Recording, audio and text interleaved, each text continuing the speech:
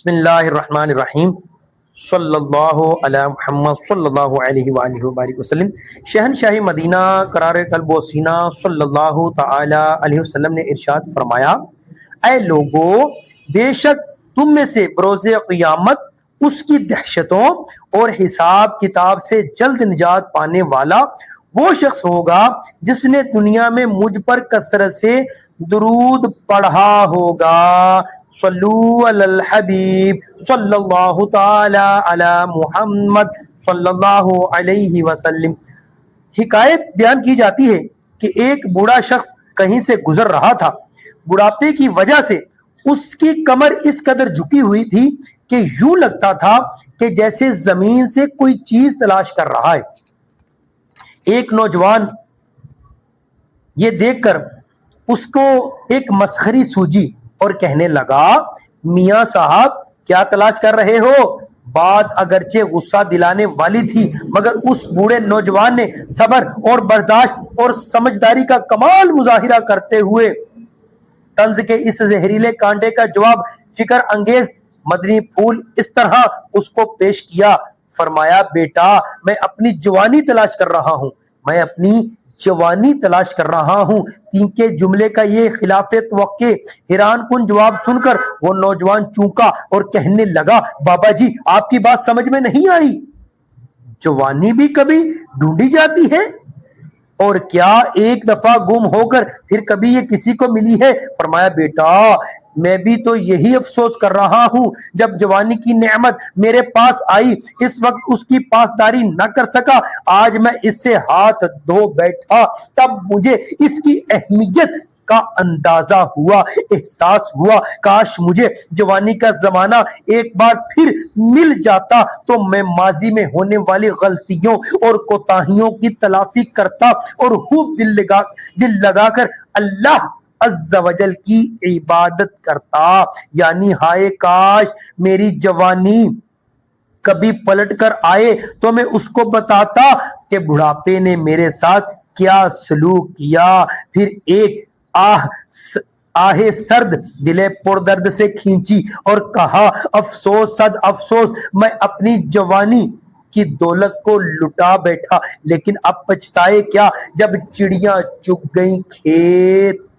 جوانی کی قدر نہ کی، اس وقت میں نے نیکی کی نہ آخرت کی تیاری کی، اور یوں ہی میری جوانی غفلت کے بستر پر گزر گئی۔ شاعر نے کیا خوب کہا، دن بھر کھیلوں میں خاک اڑائی، لاج آئی نہ ذروں کی ہنسی سے، شب بھر سونے ہی سے غرض تھی، تاروں نے ہزاروں دانت پیسے۔ جب تم کھیل رہے ہوتے ہو اے میرے نوجوانوں، اے بچوں، جب کھیل کود میں لگے رہتے ہو تو یہ ذرے جو اٹھتے ہیں یہ بھی تم پر ہنس رہے ہوتے ہیں کہ عن قریب اس نے بوڑھا ہو جانا ہے یا اس نے موت کا شکار ہو جانا ہے، مگر اس کو کوئی فکر نہیں۔ اور بوڑھا شخص آگے کہتا ہے، اب جب کہ میں بڑھاپے کو پہنچ چکا تو صحت کمزور اور جسم میرا لاغر ہو گیا۔ کثرت عبادت کا شوق تو پیدا ہوا ہے لیکن بڑھاپے کے سبب حوصلہ ساتھ چھوڑ گیا۔ پھر وہ ضعیف العمر شخص اس نوجوان پر انفرادی کوشش کرتے ہوئے کہنے لگا، بیٹا اللہ عز و جل کے فضل اور کرم سے تم ابھی نوجوان ہو، اس سے فائدہ اٹھا لو، عبادت پر کمر بستہ ہو جاؤ۔ کمر جھکنے سے پہلے اللہ تعالی عز و جل کے حضور سر کو جھکا لو، ورنہ بڑھاپے میں میری طرح کمر کو جھکائے جوانی کو تلاش کرتے پھرو گے، لیکن حسرت اور ندامت کے سوا کچھ نہ ملے گا۔ ہاتھ ملتے رہو گے لیکن ہاتھ کچھ نہ آئے گا، اور حالات کچھ اس طرح تمہیں حالات کا سامنا کرنا پڑے گا۔ بچپن کھیل میں کھویا، جوانی نیند بھر سویا۔ بڑھاپا دیکھ کر رویا۔ اے میرے نوجوانوں، آؤ آؤ توجہ کے ساتھ اس ویڈیو کو سنو اور زیادہ سے زیادہ شیئر کرو، اس چینل کو سبسکرائب کرتے ہوئے اس دین کی دعوت کو آگے پھیلاؤ، اس نیکی کی دعوت کو جہاں تک ہو سکے پھیلاؤ۔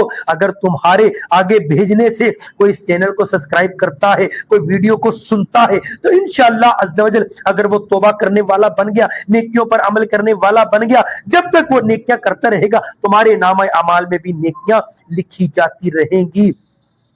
اس پیار بھرے انداز کو دیکھتے ہوئے اس نوجوان کے دل اور دماغ ایک دم معطر ہوا، وہ بے حد متاثر ہوا۔ تھوڑی دیر پہلے اس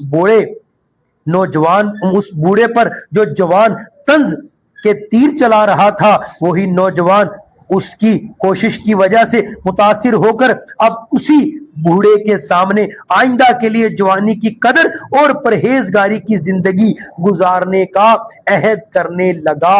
تو اے میرے بچوں، اے میرے نوجوانوں، بالخصوص آج کی ویڈیو میرے نوجوانوں کے لیے ہے اور بچوں کے لیے ہے جو ابھی بچے ہیں، اور تم اس کے بعد لڑکپن میں آؤ گے، جوانی میں آؤ گے، کبھی اس کو ضائع مت کرنا۔ ایک سیکنڈ، ایک لمحہ اللہ عز و جل کی رضا کے لیے صرف کرنا، اللہ عز و جل کی رضا کے لیے، اللہ کے محبوب صلی اللہ تعالی علیہ وسلم کی سنتوں پر عمل کرنا، تو یہ جوانی تمہارے لیے ایک انمول ہیرا بن جائے گی۔ یہ جوانی اگر اس طرح گزارو گے کہ آقا علیہ الصلوۃ والسلام کی سنتوں پر عمل کرتے رہو گے، یہ جوانی اگر اس طرح گزارو گے جس طرح داتا علی حجویری رحمت اللہ تعالی علیہ نے گزاری، تو تمہاری جوانی آخرت میں بھی تمہارے کام آئے گی۔ اگر یہ جوانی اگر تم نے اس طرح گزاری کہ جس طرح غوث پاک نے گزاری ہے، ہم اس طرح کے نہیں ہو سکتے، یہ شیطان کا وار ضرور ہوتا ہے، مگر کون کہتا ہے کہ ہم اس طرح کے بن گئے؟ ان کے نقش قدم پر چلیں گے، ہم ان کے نقش قدم پر چلیں گے، جس طرح انہوں نے آقا کی سنتوں کو ادا کیا، یہ عہد کریں کہ ہم ان کے رستے پر چلتے چلتے اللہ عز و جل کی رضا والے کام کرتے ہوئے انشاءاللہ عز و جل انہی بزرگان دین کے پیچھے ہوتے ہوتے جنت میں پہنچ جائیں گے۔ اسی طرح میرے بھائیوں، عہد کر لو کہ جوانی کا حصہ میں اولیاء کرام کے نقش قدم پر چلتے ہوئے گزاروں گا، میں جوانی کا حصہ